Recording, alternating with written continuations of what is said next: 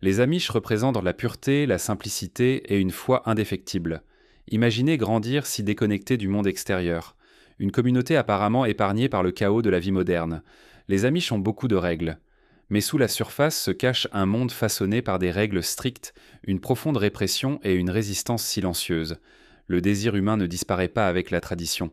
Il s'adapte, se cache et émerge parfois de manière inattendue.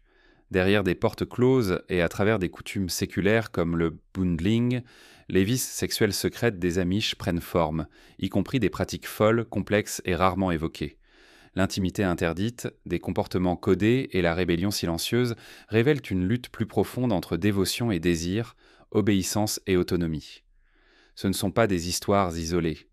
Ce sont des aperçus d'une communauté naviguant dans l'équilibre délicat entre idéaux spirituels et complexité de la nature humaine. Numéro 1. Les vies sexuelles folles, désagréables et choquantes des Amish. Les Amish sont souvent dépeints comme pieux, modestes et discrètement éloignés du chaos du monde extérieur.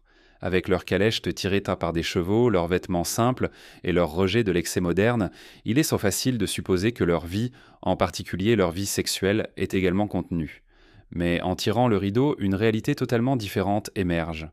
Sous la surface se cache un monde enchevêtré, souvent contradictoire, où la sexualité n'est pas seulement présente. Elle est intensément régulée, profondément spirituelle et parfois carrément folle. Pour la plupart des jeunes Amish, le sexe est traité comme un feu de forêt dangereux, capable de détruire une âme s'il est mal géré.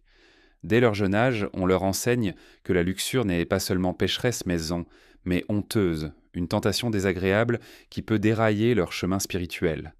Le sexe avant le mariage est durement condamné, et ceux qui franchissent la ligne peuvent devoir faire face à des conséquences brutales, ostracisme social, confession forcée devant l'Église et, dans les cas extrêmes, excommunication. Pourtant, ironiquement, une fois les vœux de mariage échangés, tout change. Ce qui était autrefois interdit devient attendu. Le sexe dans le mariage n'est pas seulement permis, c'est un devoir. Pourtant, même dans une culture fondée sur le contrôle, le désir ne disparaît pas. Il se cache. Au fil des ans, des murmures ont circulé sur des romances interdites, des grossesses hors mariage et des liaisons secrètes cachées derrière des portes de grange et des promenades du dimanche soir. Alors que certains évêques détournent le regard si les scandales restent discrets, d'autres appliquent strictement les règles avec une cohérence rigide. Pour les jeunes femmes, les enjeux sont particulièrement élevés. Une grossesse avant le mariage peut conduire à un mariage précipité, souvent avec quelqu'un choisi davantage pour contrôler les dégâts que par amour, et cela devient encore plus fou. L'une des pratiques les plus bizarres et controversées ancrées dans le courtage amish est une tradition que certains étrangers ont du mal à croire qu'elle existe encore. Le bondling. Bien que ses formes exactes varient selon les communautés, le principe est celui-ci. Deux adolescents en cours, parfois étrangers, se couchent côte à côte dans un lit entièrement habillé, souvent séparés par une planche ou un sac, le tout sous l'approbation vigilante de leurs parents. Cela semble innocent, n'est-ce pas? Pas tout à fait. Comme vous pouvez l'imaginer, beaucoup ne suivaient pas toujours les règles. Des histoires persistent sur de jeunes couples qui ont trouvé des moyens astucieux de contourner les barrières, prouvant que lorsque le désir humain rencontre la contrainte religieuse, des étincelles volent inévitablement. Malgré toutes les régulations, la sexualité amish est tout sauf stérile. C'est un espace où le contrôle et l'impulsion s'affrontent en silence et où les frontières entre péché et sainteté se brouillant constamment. Pour le monde extérieur, ils peuvent sembler chastes et protégés. Mais derrière ces portes en bois, la vérité est bien plus complexe, bien plus humaine, et dans certains cas, choquante. Et ce n'est que le début. La façon dont les femmes sont censées naviguer dans l'intimité des mariages amish ajoute une couche entièrement nouvelle et profondément révélatrice à ce monde déjà fascinant. Numéro 2. Les attentes folles de l'intimité des femmes amish, plaisir et santé privée. Dans le monde cloîtré de la vie amish où la simplicité est sacrée et la modestie est loi, l'une des vérités les plus surprenantes est celle-ci. Une femme amish mariée a le droit d'attendre du plaisir sexuel. Cela peut sembler fou pour les étrangers qui voient les amish comme sévères, réprimés et guidés uniquement par le devoir. Mais dans les limites sacrées du mariage, l'intimité n'est pas seulement permise, elle est attendue. Un mari qui néglige constamment les besoins de sa femme peut faire face à de graves conséquences spirituelles. Dans de nombreuses communautés, les femmes sont discrètement encouragées à s'exprimer, et si l'insatisfaction persiste, les anciens de l'Église peuvent intervenir. Imaginez cela, une sorte d'intervention sexuelle, dans un monde où même prononcer le mot sexe à voix haute semble tabou. Cette croyance, ancrée dans des interprétations bibliques de l'unité maritale, crée une dynamique complexe. Le sexe devient un devoir pour les deux partenaires, totalement, oui, mais aussi performatif. Et tandis que les hommes sont instruits à diriger et à fournir, ils sont également sous pression constante pour satisfaire. Certains se tournent vers des remèdes folkloriques chuchotés ou des consultations secrètes avec des hommes plus âgés pour répondre aux attentes, craignant la honte s'ils échouent. La pression est réelle. Un homme qui refuse à plusieurs reprises sa femme peut perdre sa place dans l'Église ou être discrètement disciplinée. Pourtant, même avec ces allowances pour le désir féminin, il existe un paradoxe. De nombreuses femmes amish, conditionnées depuis leur enfance à voir les désirs physiques avec culpabilité et silence, ont du mal à demander ce qu'elles veulent. Le résultat ? Un tiraillement émotionnel entre modestie religieuse et désir personnel. Exprimer une insatisfaction sexuelle peut sembler une trahison spirituelle, donc elles restent silencieuses, même lorsqu'elles sont techniquement autorisées à parler. Cette tension autour de l'intimité est directement liée à la manière dont les femmes amish sont éduquées, ou plutôt ne sont pas éduquées, sur leur propre corps. L'approche de la santé féminine est presque entièrement orale, transmise de génération en génération, dans des voix chuchotées et derrière des portes closes. Les filles entrent souvent dans la puberté avec peu ou pas de connaissances préalables. Le premier cycle menstruel est un moment déroutant et souvent effrayant. Si elles ont de la chance, une mère ou une sœur aînée offre des conseils pratiques brefs, mais rarement une discussion sur les implications biologiques ou émotionnelles. Il en va de même pour la grossesse et l'accouchement. La plupart des femmes amish se marient jeunes et apprennent le sexe, la conception et la maternité par observation et expérience, pas par instruction. Voici donc la contradiction.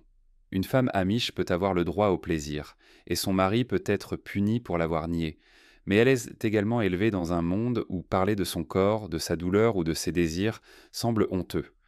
Pour les étrangers, cela pourrait peindre le portrait d'une culture obsédée par le sexe caché sous des bonnets et des portes de grange. Et peut-être qu'il y a une part de vérité là-dedans. Après tout système qui contrôle rigoureusement quelque chose d'aussi naturel que le désir est voué à produire des conséquences intenses, souvent désordonnées. Et pourtant, sous tout ce contrôle et cette discipline, quelque chose d'autre se prépare. Si les amish sont élevés pour réprimer le désir, que se passe-t-il lorsque ce désir refuse de rester silencieux ? Où va-t-il lorsqu'il n'a pas de nom, pas de moyen d'expression, pas de permission d'exister ? Numéro 3. Quand personne ne regarde, le feu interdit sous la discipline amish. Dans un monde construit sur le silence, la modestie et une retenue implacable, les tentations les plus folles sont souvent celles dont personne ne parle. De l'extérieur, la vie amish semble calme, fidèle, ordonnée et complètement isolée du chaos de la sexualité moderne.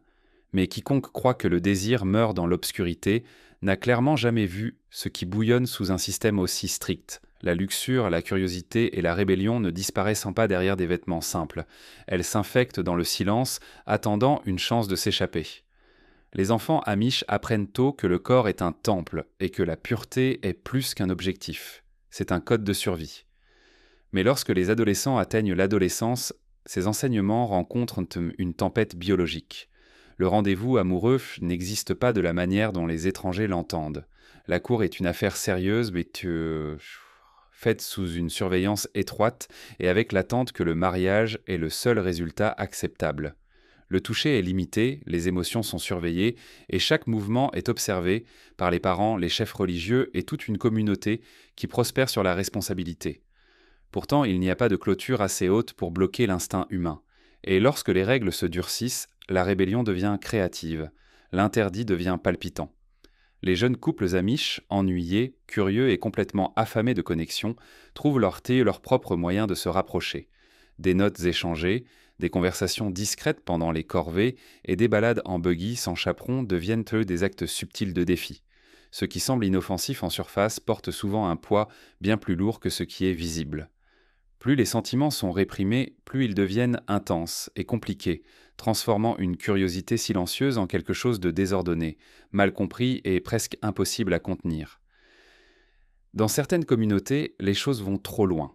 Un baiser volé se transforme en une grossesse secrète. Un moment de passion devient un acte de scandale. Ma cousine de 7 ans, mon oncle et mon père biologique ont tous été tués dans un tragique accident de buggy. Et quand cela arrive, les conséquences sont brutales. Les filles peuvent être poussées à se marier avec des garçons qu'elles connaissent à peine. Les jeunes hommes peuvent être excommuniés, publiquement honteux ou exclus. Les familles sont déchirées pour protéger les réputations. Et pourtant, ces histoires se répètent, génération après génération. Pire encore, lorsque le désir est squanté contraint à l'ombre, il peut se transformer en quelque chose de plus sombre. Le manque d'éducation sexuelle et d'expression émotionnelle laisse certains jeunes vulnérables à la manipulation ou à l'abus. Il y a des histoires, jamais écrites, de franchissement de frontières et de traumatismes cachés sous une culture qui valorise la vie privée par-dessus tout. Le silence peut être un bouclier ou un piège. Mais voici la étrange contradiction. Aussi sévères que soient les règles, le chemin vers la rédemption est toujours laissé ouvert. Personne ne fait communauté comme les Amish, je vous le dis, c'est fantastique, familier.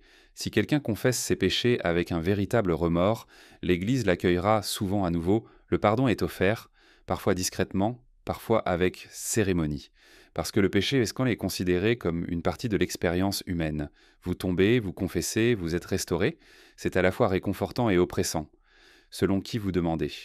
À la fin de la journée, la tentation ne frappe pas à la porte de la communauté Amish. Elle c'est déjà à l'intérieur. Elle vit dans la tension entre discipline et désir, dans la faim silencieuse que chaque culture stricte essaie et échoue à réprimer pleinement. Et peu importe combien de règles sont écrites, la tentation chuchotera toujours à ceux qui sont seuls, curieux ou simplement désespérés de ressentir quelque chose de réel. Mais que se passe-t-il lorsque ces besoins et désirs non exprimés sont laissés à mijoter dans le silence ? Lorsque les règles de retenue sont si rigides, engendrent-elles finalement la chose même qu'elles cherchent à réprimer ? C'est ici que nous trouvons le monde paradoxal de Rumspringa, un rite de passage qui incarne les contradictions de la culture des jeunes Amish. Numéro 4. Rumspringa, le rite sauvage, interdit et incroyablement mal compris de la jeunesse Amish. S'il y a une tradition Amish qui obsède les étrangers, c'est Rumspringa, souvent présentée comme la version Amish des vacances de printemps ou une rébellion sanctionnée avant de s'installer dans l'âge adulte. Mais la vérité est bien plus profonde, bien plus sombre et beaucoup plus compliquée que la plupart ne le réalisent. Rumspringa, qui signifie courir autour en dialecte allemand de Pennsylvanie, commence généralement vers l'âge de 16 ans, bien que cela varie selon le district. Cela marque la période où les jeunes Amish se voient accorder une liberté limitée pour explorer la vie en dehors des limites rigides de leur éducation. Rumspringa est une période où il serait normal d'envoyer leurs enfants dans le monde pour expérimenter la vie. Mais contrairement à la croyance populaire, ce n'est pas un universel libre pour tous. Toutes les communautés ne permettent pas les mêmes libertés et tous les adolescents ne se rebellent pas. Pourtant, dans les districts qui le permettent, Rumspringa peut être à la fois libérateur et complètement fou. L'idée centrale est la suivante. Avant qu'un adolescent Amish choisisse le baptême et s'engage pleinement envers Lord Nang, le code moral strict de l'Église, on lui donne un avant-goût du monde extérieur. C'est présenté comme un temps de décision. Choisiront-ils de revenir et de vivre sous la discipline Amish pour la vie, ou laisseront-ils l'Église derrière eux ? Comme si ce n'était même pas un processus de réflexion auquel nous pensons. Non. Cela fait partie de notre vie de penser normale ou quoi que ce soit. En surface, cela semble sain. Mais une fois que vous tirez le rideau, les choses deviennent rapidement désordonnées.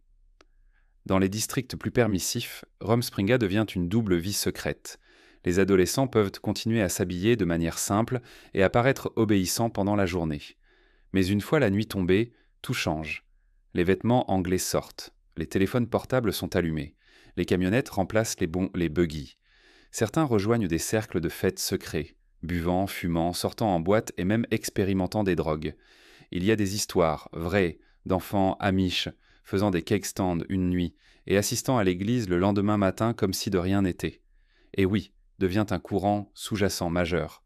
Sans éducation sexuelle adéquate et élevés dans une culture de silence complet autour du désir, certains adolescents amish font leur première expérience d'intimité pendant Rumspringa. Ces rencontres ne sont pas toujours sûres, consensuelles ou éclairées. En fait, beaucoup se déroulent en secret, sans compréhension ni orientation. Juste une curiosité brute et un désir réprimé enfin libéré. Certaines filles se retrouvent enceintes. Certains garçons disparaissent dans l'addiction.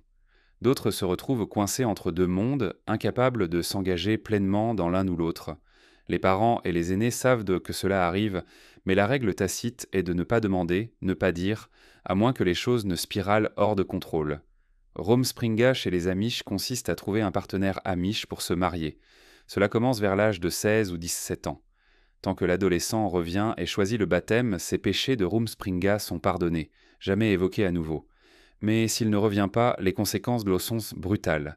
Ils sont rejetés. Cela signifie une déconnexion sociale complète de leur famille, amis et communauté. Mariage manqué, lettres ignorées, chaises vides au dîner de famille. Ce qui rend les Rumspringa si choquants, ce n'est pas seulement le comportement, c'est le chaos émotionnel qu'ils déclenchent. Les adolescents qui ont été élevés à croire que le monde extérieur est pécheur goûtent de soudain à la liberté dont ils ont été avertis toute leur vie. Certains en tombent amoureux. D'autres réalisent à quel point ils sont mal préparés à le gérer. L'expérience est souvent exaltante, terrifiante et isolante à la fois. Et quand c'est fini, ceux qui choisissent le baptême ne retournent pas simplement dans le giron. Ils entrent dans une vie de silence sur ce qu'ils ont fait. Pas de thérapie, pas de confession à des amis, juste un pacte tacite. Vous avez choisi l'Église, maintenant vous enterrez le passé. En réintégrant la société amish, on attend d'eux qu'ils se conforment aux normes traditionnelles, y compris le monde complexe et calculé de la cour amish. C'est ici qu'ils doivent naviguer dans les règles complexes du cœur, où chaque geste porte un sens et chaque mot est pesé. Numéro 5. Les règles du cœur. Comment fonctionne réellement le courtage amish? Dans un monde où chaque regard peut avoir une signification et chaque mot est pesé, les rencontres dans la communauté amish ne ressemblent pas à ce que la plupart reconnaîtraient comme romantique. C'est quelque chose de bien plus calculé, prudent et silencieusement intense. Le courtage n'est pas décontracté. Il ne s'agit pas d'exploration ou de découverte de soi. Il s'agit d'un but, et le but est le mariage. La plupart des jeunes amish ne commencent à sortir qu'à la fin de leur adolescence, généralement après avoir été baptisés ou approchant de l'âge où une décision concernant l'appartenance à l'Église doit être prise. Le jour du baptême est le plus grand jour de votre vie après votre jour de mariage. Pour la plupart, on s'attend à ce qu'ils observent d'abord. Regardez comment les autres interagissent, comment les familles sont structurées, comment les normes communautaires sont respectées. Ce n'est que lorsque l'on les considère comme matures et sérieux qu'ils peuvent commencer à poursuivre quelqu'un avec intention. Il n'y a pas d'application, pas de danse, pas d'affection publique. Un jeune homme pourrait demander à raccompagner une fille chez elle après un chant du dimanche soir, un rassemblement social sanctionné qui fait également office de terrain de rencontre. Si la fille accepte, il est entendu que cela pourrait être le début de quelque chose de réel. À partir de là, les interactions se déroulent principalement en privé, généralement après la tombée de la nuit, souvent chez la fille, parfois pendant que ses parents dorment à l'étage. Tout cela est incroyablement retenu, du moins officiellement. C'est ici que les choses se compliquent. Car même si l'affection physique est découragée, la confidentialité accordée aux couples en cours se crée une sorte de tension. C'est un test de caractère chargé d'attente et de confiance. Certaines communautés imposent des règles comme garder la porte de la chambre ouverte, tandis que d'autres détournent simplement le regard, supposant que les jeunes sauront où tracer la ligne. Mais comme toujours, les règles et la réalité ne s'accordent pas toujours. Il existe des histoires, beaucoup d'histoires, sur la façon dont ces visites silencieuses, approuvées par les parents, mènent parfois à plus que de simples conversations. Certains couples franchissent donc des limites, d'autres se tiennent sur la ligne avec nervosité. Et puis, il y a ceux qui se réveillent avec des conséquences. Une rumeur murmurée, un scandale, un mariage précipité destiné à préserver l'honneur de la famille. Ce qui rend tout cela si compliqué, c'est que tout le monde connaît les enjeux. Le courtage n'est pas un jeu.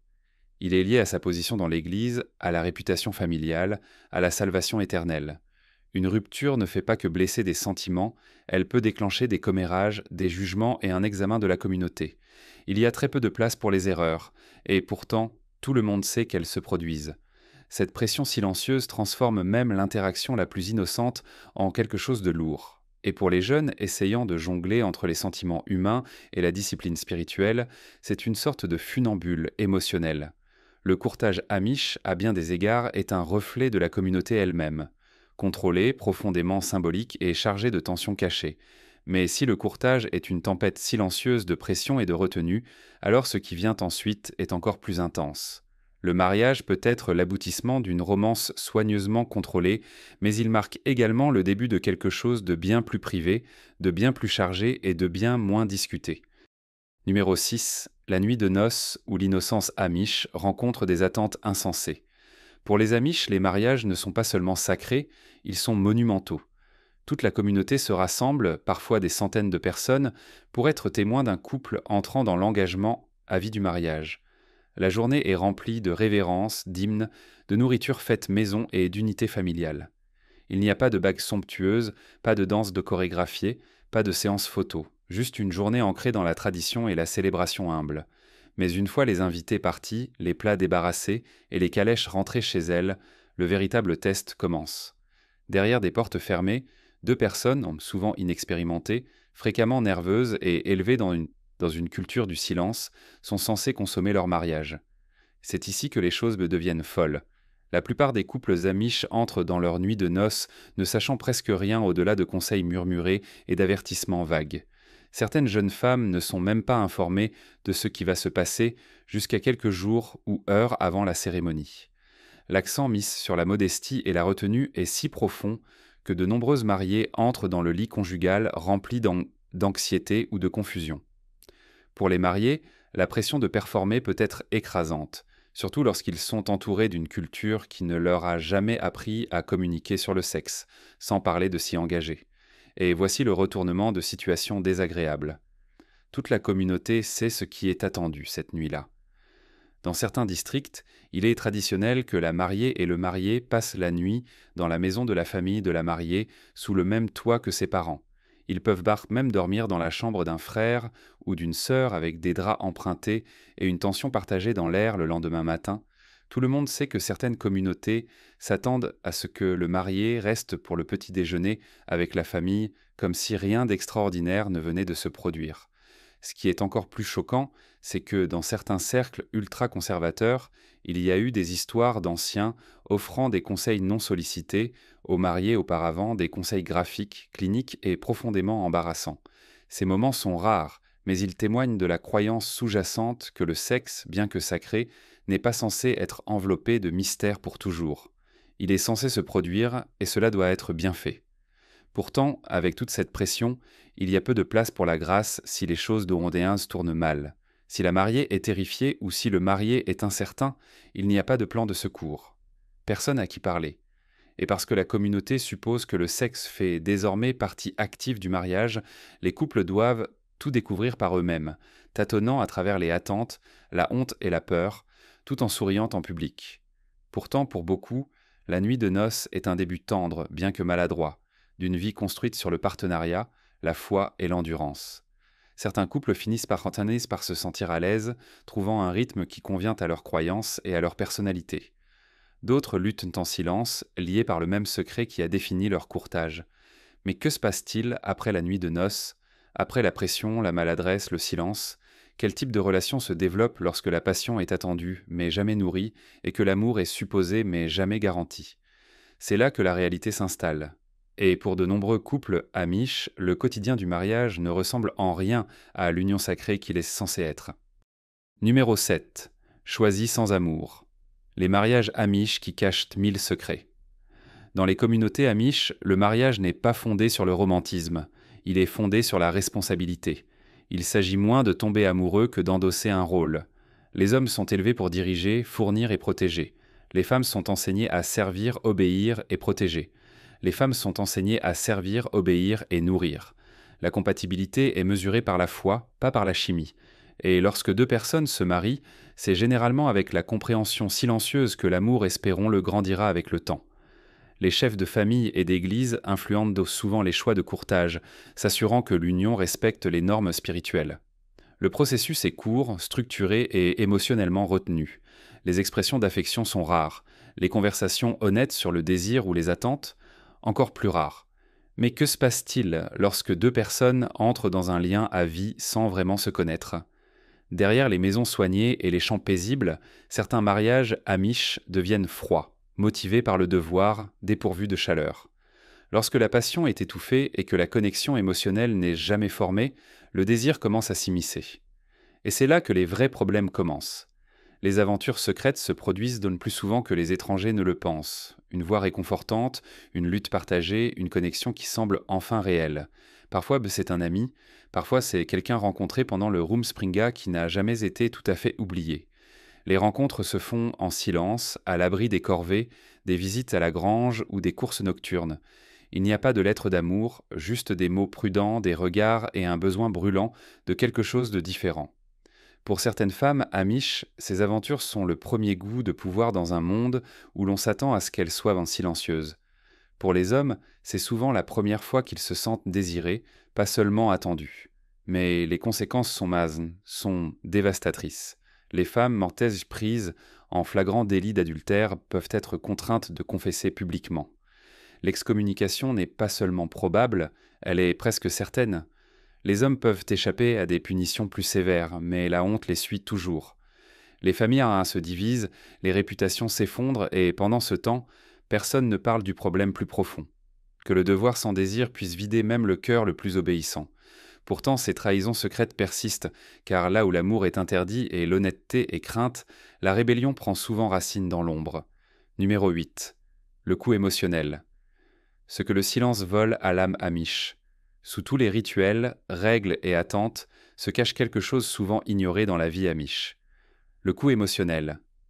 Lorsqu'une personne grandit dans un monde où le désir est une menace, l'intimité est un devoir et le silence est une survie, les dommages ne se manifestent pas toujours, mais ils sont profonds.